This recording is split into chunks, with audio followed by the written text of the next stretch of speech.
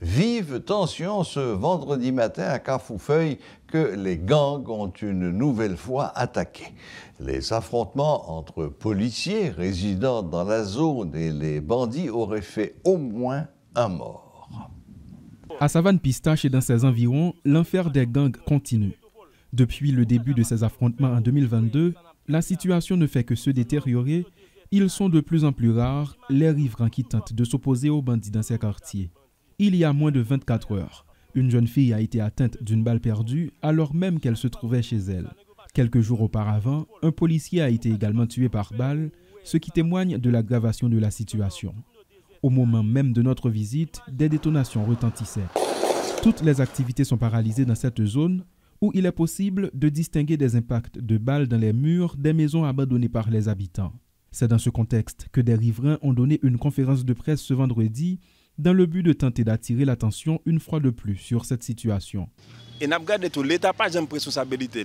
Imaginez, il y a des groupes armés qui ont avancé sur. C'est forcé nous-mêmes dans le cas pour prendre les armes. Après ça, on a dit c'est deux groupes qui bataillent. Et puis, ça sont pièges liés. Nous ne pouvons pas prendre piège. C'est l'État qui pour prendre responsabilité. Jusqu'à aujourd'hui, nous avons défendre nous avec des bâtons, des manchettes. Mais pourquoi maintenant on n'a pas résisté? Pourquoi maintenant on n'a pas résisté? Non. Encore une fois, la police prend responsabilité. Le commissariat de Savane-Pistache, fort souvent dans le viseur des gangs, dont le quartier général est situé à 2 pas, est quasi dysfonctionnel. Mais il reste surveillé par un blindé de la police nationale qui fait des allées et venues. On ne trouve des policiers que dans cet espace, déplorent les riverains qui ressentent le danger au quotidien. Ainsi appelle-t-il à l'aide. Mon cher, jusqu'à présent, nous n'avons pas aucune solution. Parce que nous-mêmes, c'est solution à chercher. L'État, l'Elvina, nous les récits chaque campé devant le commissariat. Donc, normalement, la police là pour servir et protéger. Mais par rapport à ce qui a passé là, ce n'est pas servir et protéger la population. C'est protéger et protéger le commissariat.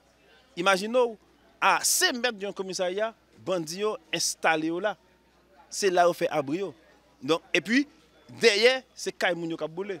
Pendant que Charles même est positionné devant le commissariat. C'est pour me dire bien que la police n'est pas venue protéger bien la vie de la population. Elle vient protéger bien la police qui c'est le commissariat. Ça fait que la police, c'est une opération.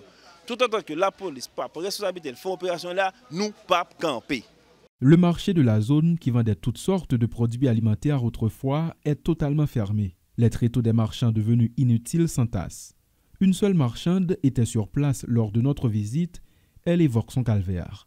Mais quand tu viens poser là, yo met moun de kayet dehors, yo couri des moun de kayet, yo fusillé ça, yo couri derrière, yo prend espace là. Et puis tout, yo vle puis yo prend espace pour Cafoufeuille là net. Et si yo prend Cafoufeuille là, m'pa bon menti. Pas de pays encore parce que yo fini prend toute bagaille et celle Cafoufeuille là crété puis yo prend pas gain zone encore s'il vous plaît tant pour s'il vous plaît désêter moun sa yo pour nous s'il vous plaît moun k'ap aider nous yo tant pour aider nous désêter moun sa yo parce que nous pas gain besoin yo nous pas gain besoin moun sa yo de bon côté nous pas ka vivre à moun sa yo nous pas habitué vivre avec yo.